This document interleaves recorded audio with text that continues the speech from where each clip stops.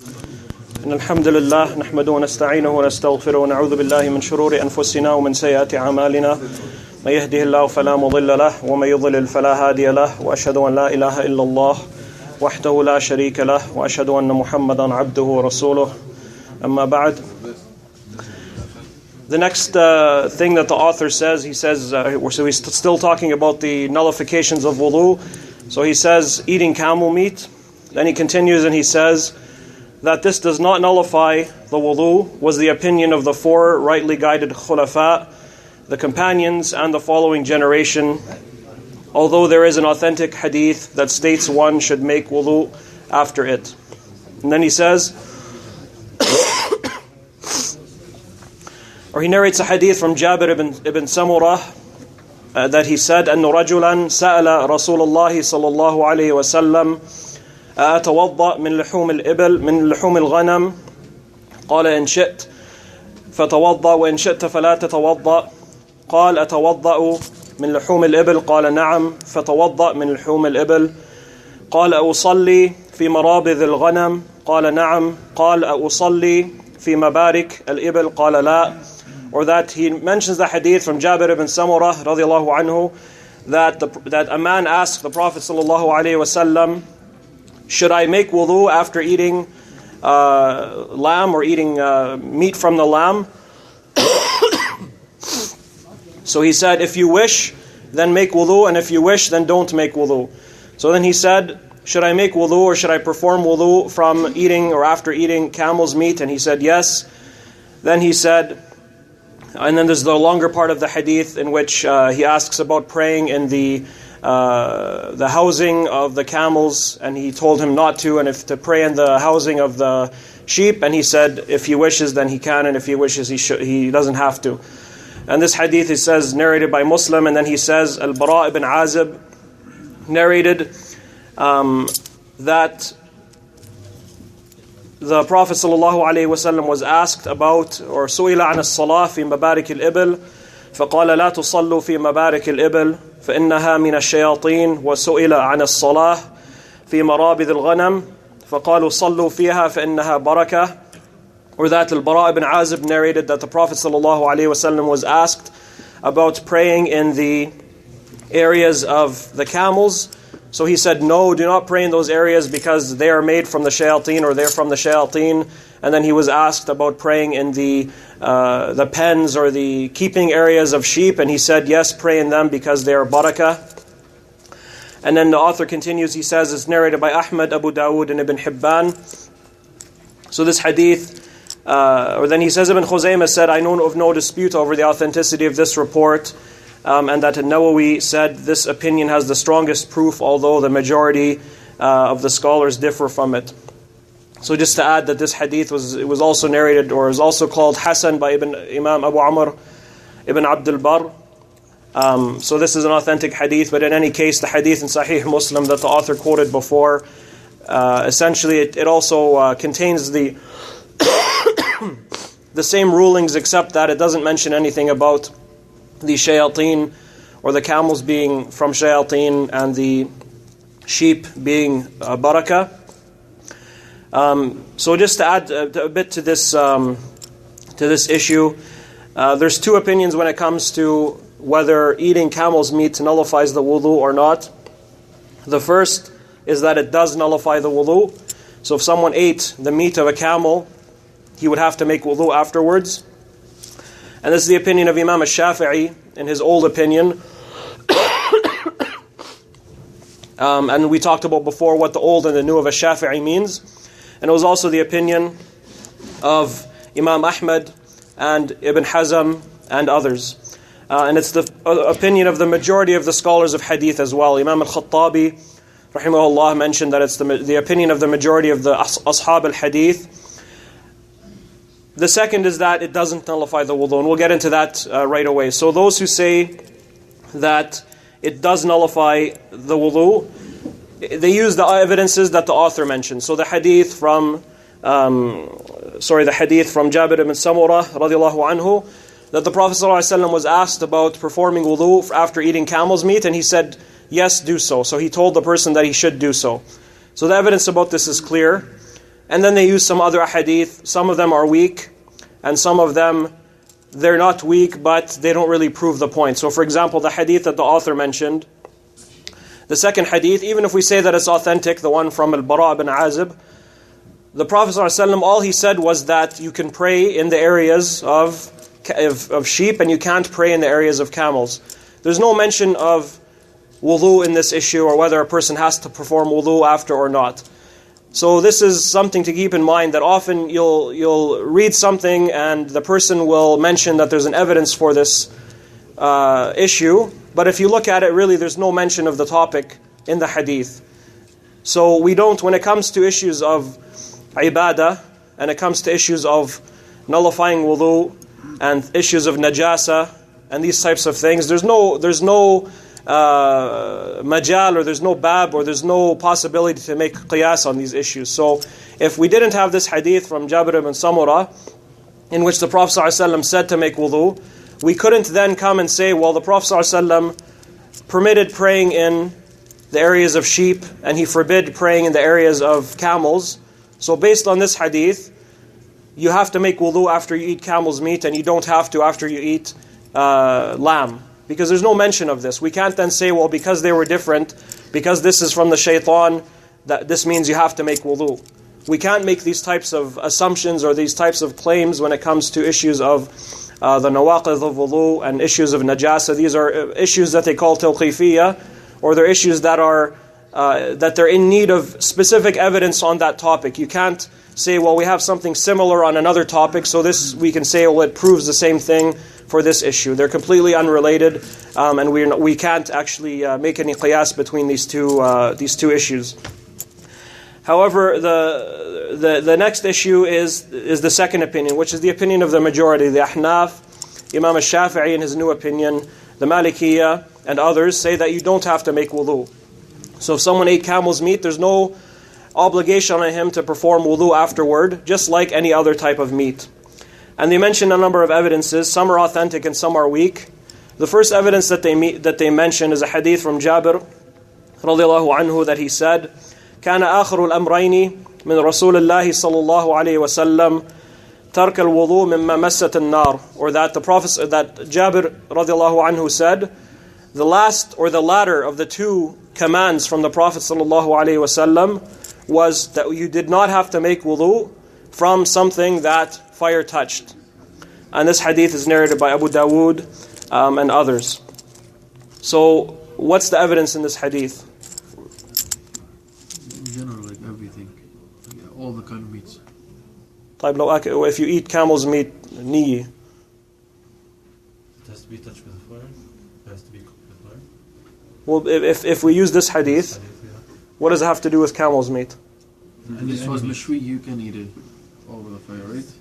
So if it's cooked, but if we stay to this hadith, that means the camel's meat niyi, we don't have to make wudu, or we have to make wudu niyi. No, but it has. That's the thing, is then we're talking about now a different issue, right? Does fire touch meat or not, and which type of meat? It's two different topics, right? We're just assuming that it's cooked with fire, right? But then what is it? Why is that specific to camel's meat then? Yeah. It's general. If any meat which is cooked, then you don't have to make wudu. Right. So but then the problem is then, what if someone says, yes, I agree, you don't have to make wudu from eating something if the fire touched it, but if you eat camel's meat, you have to, not because the fire, because the animal. Then it doesn't prove anything anymore. So it's on a different topic. So this is the problem. Sometimes you'll read something and you say, well, the scholar, he mentioned evidence for it, but if you look at it, really, it's on a completely different issue. So this is the first evidence that they use, but as you see, there's no mention of what type of animal or anything like that. The second hadith that they mention is from Jabir also, that he said, قَرَّبْتُ لِلنَّبِيِّ صَلَّى اللَّهُ عَلَيْهِ وَسَلَّمْ خُبْزًا وَلَحْمًا فَأَكَلَ ثُمَّ دَعَى بِوَضُوءٍ فَتَوَضَّأَ قَبْلَ الظُّهْرِ ثم دعا بفضل طعامه فأكل ثم قام إلى الصلاة ولم يتوضأ. Or that Jabir radiallahu anhu said, I presented some food, or I presented some khubz or some bread and meat to the Prophet sallallahu alaihi wasallam, and then he ate from it before Salat al-Dhuhr. Then he asked, or he called for water to make wudu. He called for water to make wudu, and he did so before the Salat al-Dhuhr. Then he asked for the rest of his food. Then he ate. Then he stood up and prayed the Salat, and he did not make wudu. So this hadith, this hadith is narrated by Imam Abu Dawood and others, and it was authenticated by a number of scholars as well. But again, this hadith, it doesn't say what type of lahm was in this thing. It could have been ghanam, it could have been some sort of bird, it could have been dajjaj, it could have been anything. So to say, well, the Prophet ﷺ ate meat and didn't make wudu after, so this is evidence that you don't have to make wudu after you eat camel's meat. It's like saying that this hadith is evidence that you don't have to make wudu after eating chicken. There's nothing in this hadith about what type of meat it was at all. All we know is that it was meat. So if we know that the Prophet ﷺ said that if you eat camel's meat, you have to make wudu, and then we have this hadith where the Prophet ﷺ ate meat and didn't make wudu, what's the conclusion from that then? It wasn't camel's meat. Why would we say that the more correct way to understand it is that we don't have to make wudu from camel's meat, when there's no mention whatsoever that it was camel's meat? Instead, the easier way to reconcile between the two hadith is say, well, we know we have to make it from this. Here he didn't make it. What's the obvious assumption is that it wasn't that type of meat. So this is the second evidence that they mention, but as you can see, really it has nothing to do with the topic. The third is they say that Ikrimah, rahimahullah, narrated from Abdullah bin Abbas that he said, Al-wudu mimma kharaj wa laysa mimma dakhal, or that Abdullah bin Abbas radiallahu anhuma said, wudu is to be performed from what comes out and not from what goes in. And this hadith is narrated by Ibn Abi Shaybah, and it's an authentic narration as well. So they say that based on this hadith from Abdullah ibn Abbas, that he said, if something goes in, it doesn't affect the wudu, it has to do with what comes out. So he's saying that obviously, camel's meat is something that goes in, so you wouldn't have to make wudu after eating this meat. But again, as you can see, first of all, if we have a statement from a companion and a statement of the Prophet ﷺ, and they seem to go against each other, which one do we put first? The Prophet ﷺ. So that's the first thing. Why would we say that because Ibn Abbas said this, we don't accept what the Prophet ﷺ said, or we put this before what the Prophet ﷺ said and say, well, it doesn't apply anymore? That's the first thing. Secondly, do we say that Ibn Abbas was saying in general, nothing that goes in would affect wudu, and that everything that comes out would affect wudu, or wouldn't affect wudu if it goes in, and would affect if it comes out? We know there's things that come out that don't affect wudu. Like what? Vomit. What else? Blood. Burping. If you burp gas. If you sneeze. So we know there's things that come out of the body that don't affect wudu. So would we say, well, no, it does affect wudu because Ibn Abbas said it's from what comes out? Or would he say it's a general statement? Most things that come out would nullify wudu. Most things that go in don't nullify wudu. That's a better way to understand it than to say, well, we're going to misinterpret, or we're going to have to interpret the words of the Prophet ﷺ in a different way than what's the zahir of those words because of a general statement of a companion that came after him. Obviously, this would lead to many problems, and it would kind of put up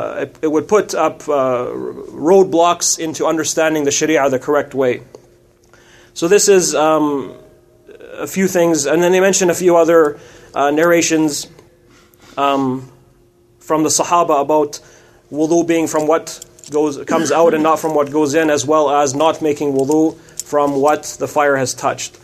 So with regards to the issue of not making wudu from what the fire has touched, this is an issue that there was a dispute. Some say that you have to make wudu, some say you don't.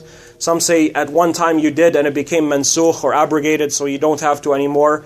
In any case, whether we say it's obligatory to make wudu if you've cooked something on the fire, or you don't have to, or you used to have to and not to anymore, it's completely separate from the issue of making wudu from camel's meat.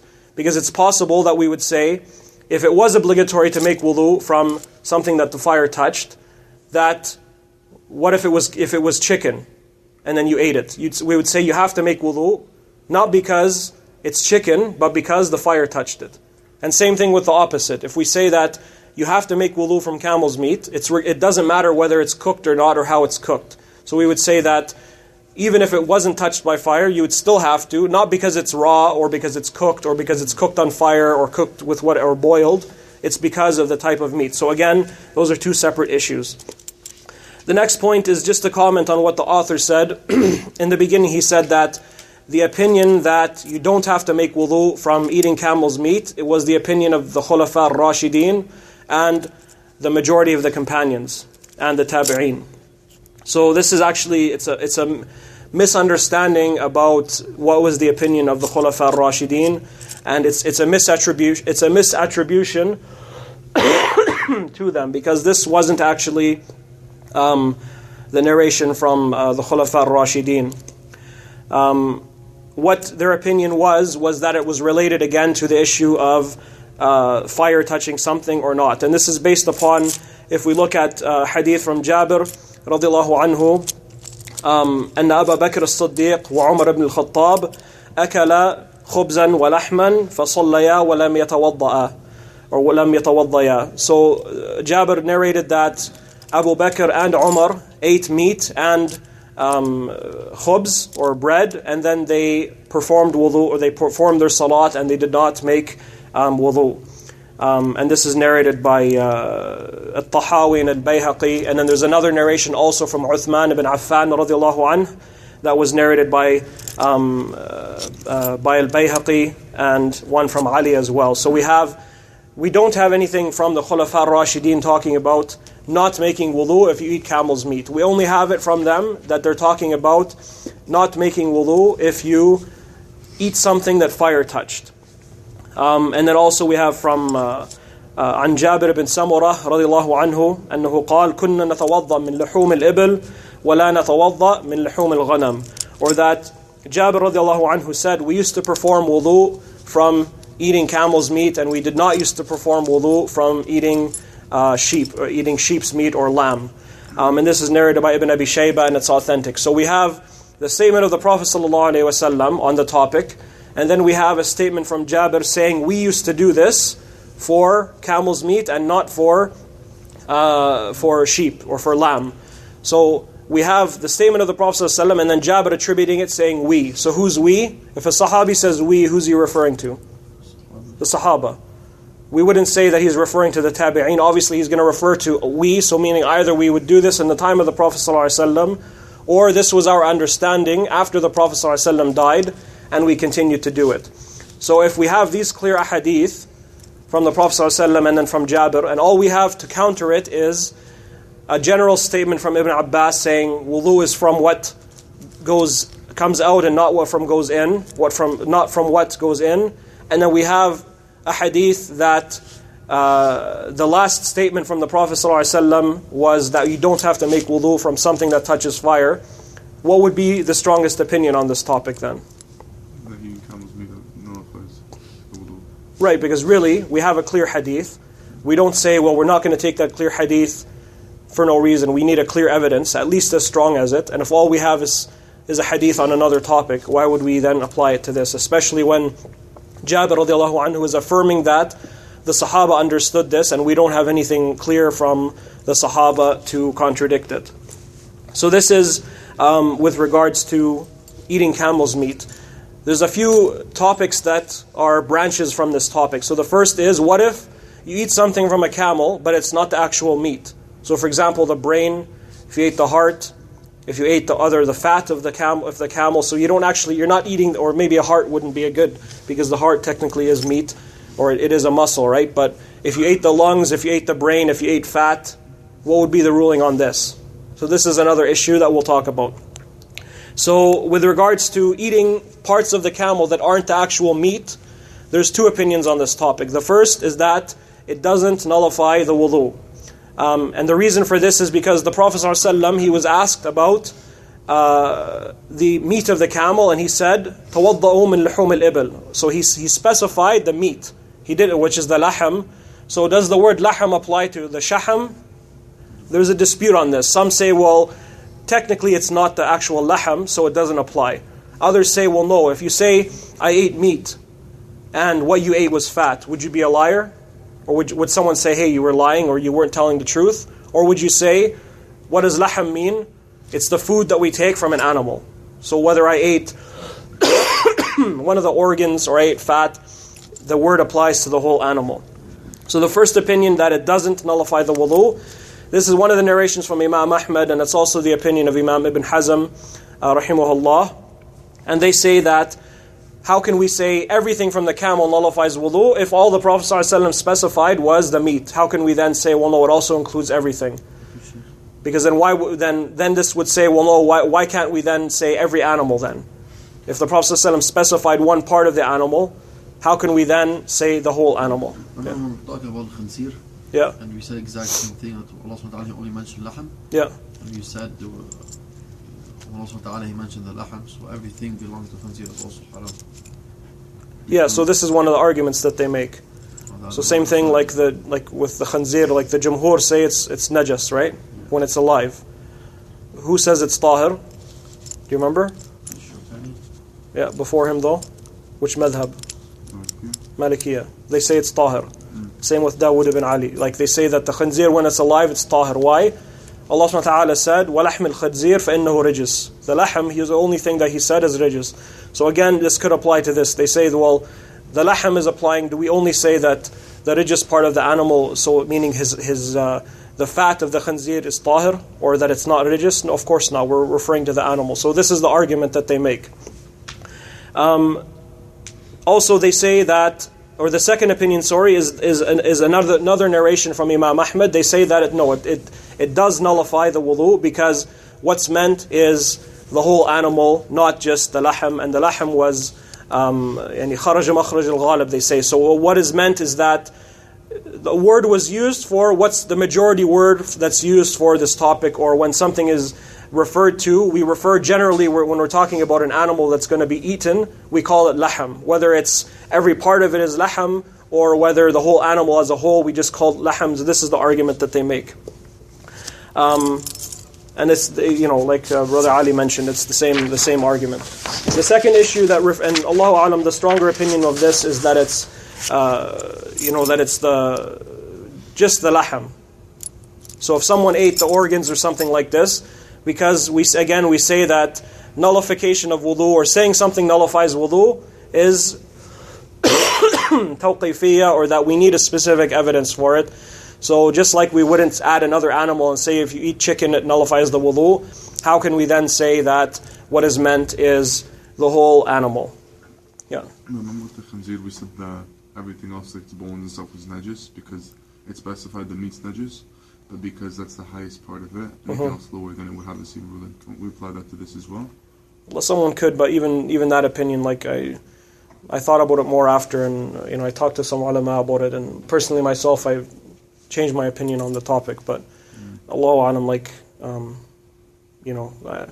I could see someone making that argument, but in that point, like when Allah subhanahu wa ta'ala forbid the lahm of the khanzir, and then so the ones who say that the animal when it's alive is considered najas because of this, because the lahm is what's sought, right? But for this, other parts of the animal could be sought, right? Like people eat the fat, right? They eat it, they use it for like we talked about before, but also for the tali al-sufun, and they use it for their lamps, and they could use the brain for meat, they could use the heart, like all the organs also could be eaten. So someone could say this is different than making it haram, because when it comes to the pig, it's the meat that's sought, meaning we want to eat it. So things that aren't eaten, might be less. Do you get what I mean? Yeah. So, the argument could be made here that it's a little bit different. Because in this situation, other things are also sought rather than just the meat. Right. Allahu A'lam though, like it's, there's nothing, it's not clear on the topic though, I guess. The next issue is, what if someone drinks camel's milk? Does this nullify the wudu or not? There's three opinions on this topic. The first is that it's not legislated, meaning you shouldn't make wudhu if you drink this, because it's like any other thing, you don't need to make wudhu for it unless you have an evidence from the Quran or the Sunnah. This is one narration from Imâm Ahmad, and it's also the opinion of Imam Ibn Hazm as well. So they say that all we have is that you have to make wudhu from the laham. So if we drink the milk, what is this? It's a completely different topic. What's the point of saying, or where do we get the evidence to say you have to make wudu if you drink camel's milk? So they mention this argument, and they say that, or what they call as al-bara al-asli, or that everything is halal unless proven. Nothing nullifies wudu unless proven. Nothing is najis unless proven. So they use the default ruling on things. And then they also mention the hadith that we talked about before from Anas, radiallahu anhu, in which the Prophet ﷺ, it's a long hadith in Sahih al-Bukhari, where some people came to Al-Madinah and became sick, and they asked the Prophet ﷺ, or they complained to him about it, so he told them to go drink camel's milk mixed with camel urine, and then they killed a shepherd of the Prophet ﷺ, and then he had them punished and thrown in the desert until they died. So this part of this hadith is that when the Prophet ﷺ told them to go drink the camel's milk mixed with the camel urine, he didn't tell them to make wudu. We don't have a text saying you have to do so. Plus we have instances where the Prophet ﷺ told people to drink camel's milk, and he didn't make any mention that when you drink the milk, make wudu. So this is the first opinion and the argument that they make. The second is that you don't have to make wudu, and this is another narration from Imâm Ahmad. For this, one argument that's made for it is qiyas upon the laham. This is something that comes from a camel. This is something that comes from a camel. Also, they use 4 ahadith, but they're weak, so they're not really worth mentioning. They're not usable on this topic. And the third opinion is that of Ibn Taymiyyah, rahimahullah, that it's mustahabb, that it's recommended to make wudu if you drink camel's meat, but you don't have to. And Allahu A'lam what his evidence for this was for, or what his evidence for this was. But Allahu A'lam, if we look at these evidences, what seems to be the strongest opinion? The first one doesn't nullify. That doesn't nullify. And who took that opinion, you said? Ibn Hazm and Imâm Ahmad in one narration. What first and second opinion say? No, the second is that you don't have to. The first one says, Or sorry, the first is that you don't, and the second is that you do, sorry. no, you said the second one you don't. Oh, that was a mistake then. It's the second one is that it's wajib. Yeah, so they make qiyas on the laham. They say, well, this is so that you do have to make it, because this says, or the laham you do, that's from the camel. Milk is also from the camel, so you should have to make wudu. And then the last opinion, the last topic on this is, what if you eat or drink, I guess whatever you'd call it, the broth that's made from the camel.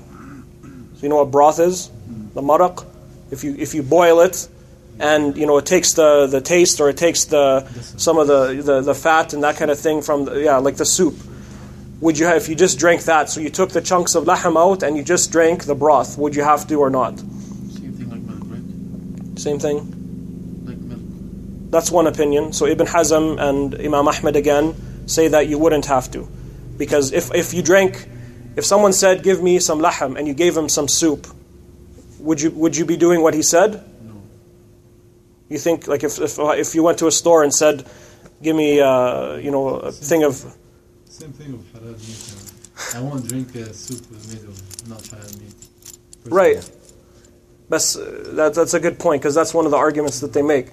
But if you went somewhere and you said, give me 1 bowl of laham, and he gave you a bowl of just the maraq from it, would you give him the money? No. Tell him that's not what I asked for. This is not laham, right?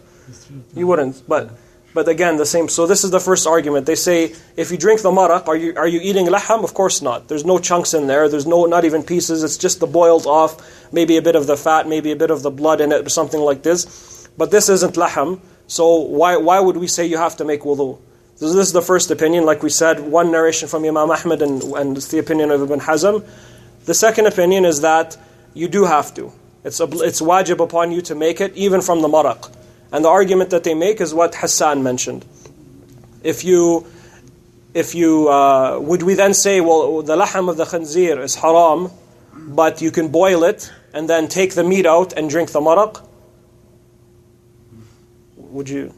No, you can do that. What if it's just soup though? There's no meat in it. But it has But it came out from this meat, right? Hmm? it has substance from the meat inside the soup. So there's meat in it.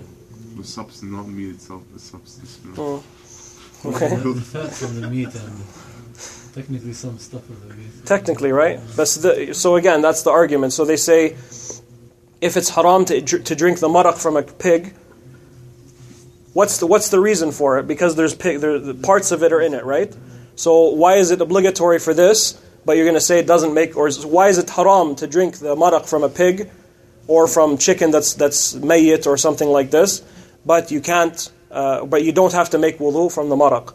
The ones who say you don't, they say because this one, when it's just water, there's nothing in it. When you boil it with the pig in it or whatever the mayyita that's from the chicken or whatever else, it's taking parts of it. So there's something in this water now that's haram that we know, because you can see it, you can taste it, you can smell it.